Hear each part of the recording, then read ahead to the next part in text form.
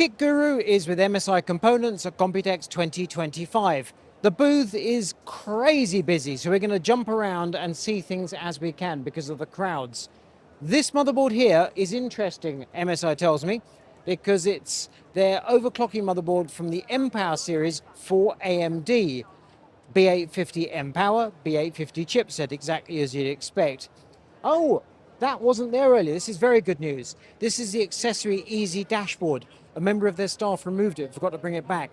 So it plugs in, so you've got basically access to the micro buttons and the debug display when the motherboard rather is in a case.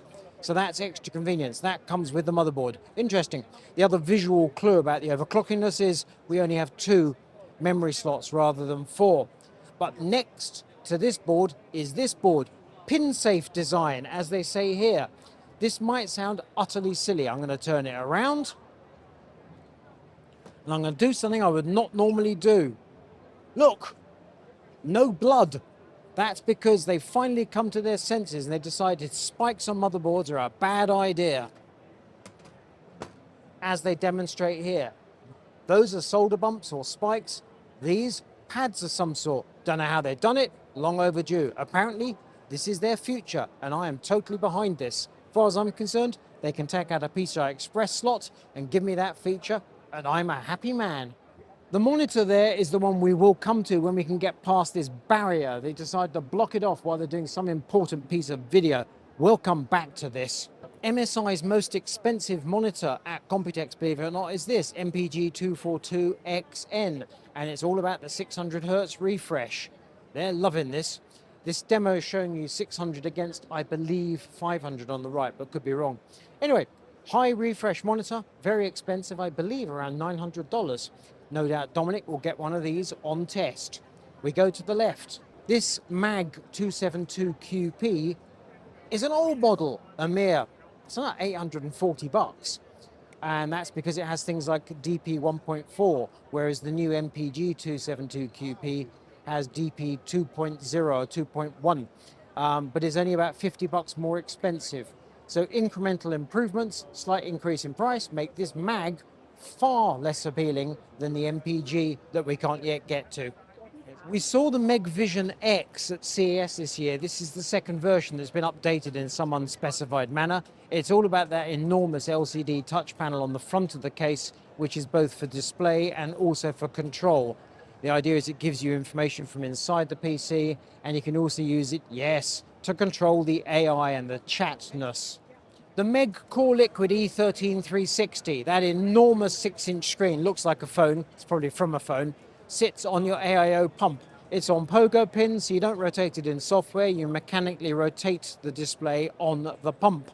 And here we have the 360 cooler. You will note the hoses are in the middle of the cooler rather than going from one end or the other. So the hoses are incredibly short. In this built system, you can see the hoses are incredibly discreet. Before we get to that system that's being shown off, let's just come to this motherboard here. It's an Ace. Hooray, we like Aces. Oh my goodness, a MEG X870E Ace, an AMD Ace, and about bloomin' time too. Why they started with Intel and moved to AMD, I don't know, but this I like. The MEG PC Build we'll come to in a moment, after the enthusiastic man's moved away, features this case, the MEG Maestro 900L. We saw a version of this case at CES.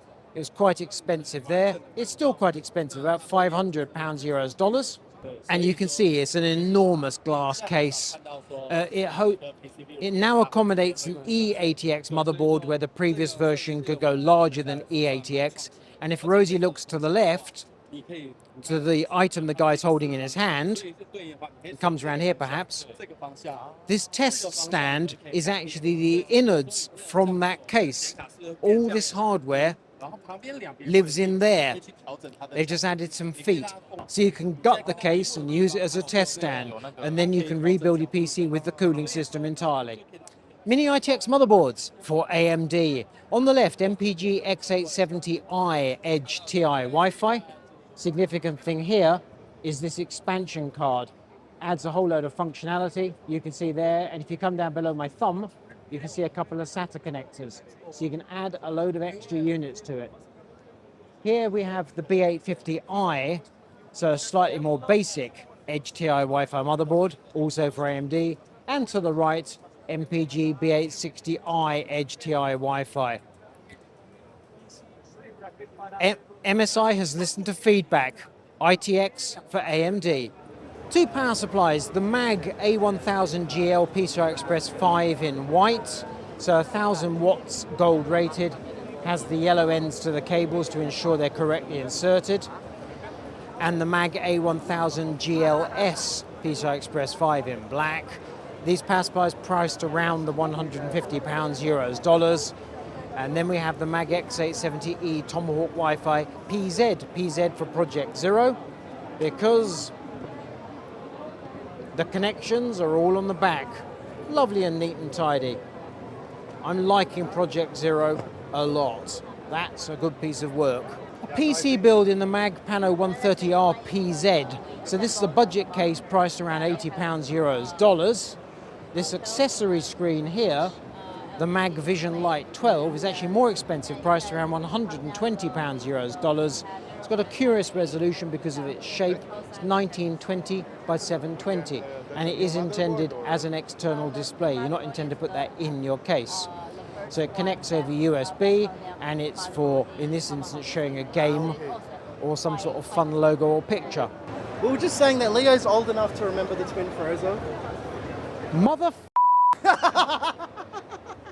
However, quite correct. I'm holding my microphone for our video. I forget. So amateur. I'm so sorry. I'm so glad you didn't pick up the mother, because that'd be terrible news. Yes, I do recall the original, but I much prefer this over here. Oh, look. Follow. Yeah. Follow. I've already talked about this on. Have you tried picking it up? Feel how heavy it is, right? The veins will pop out on your neck, I guarantee you. I thought it was tethered. No, it's not I tethered. thought it was tethered. It's just the weight. It is insanely heavy. And my first question was, does the screen rotate? Go on, give it a try. See if you can break it like I almost did. What, you mean physically? Yeah.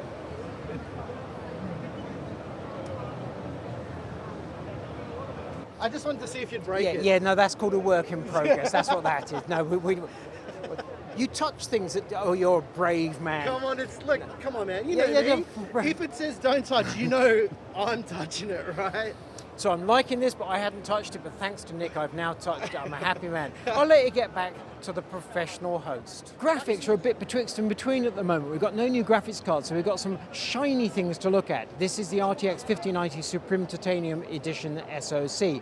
I don't know if this is actually available. Let's face it, buying a 5090 is hard enough, but I like the look of this a very great deal. Clearly, in terms of the actual spec, it's a 5090 Suprim, which is a good graphics card. But wow, doesn't that just look the business? And then, as I was just investigating with Nick there from GearSeekers, the Cyclone Visual. So Cyclone was a CPU cooler many years ago. However, this is a graphics card with a Cyclone-esque cooler that actually looks to me more like a Zalman. I like it, the little display I like. It says do not touch, I've now touched it, but you'll break it if you rotate that screen too much. Weighs a lot. We move to the right, where Nick from GearSeekers is holding the twin Frozr 2025 that says do not touch. As we can see below the do not touch sign, there are some heat sinks stripped down. They are showing that they are alternating copper and aluminium fins, quite a novel design. And no solder. It looks to me like these tubes have been pressed into place, but not soldered in place, presumably because of the different materials. So solder would be problematic. So I think it's a mechanical fit. Interesting, never seen that before. And I do rather like it. A brief look at graphics cards, which are familiar: Shadow 3XOC, Shadow 2XOC. To the left, the more familiar Ventus 3XOC and Ventus 2XOC. And then across from there, the Gaming OC. And then we have an RTX 5060 Ti Gaming OC and the regular 5060 Gaming OC.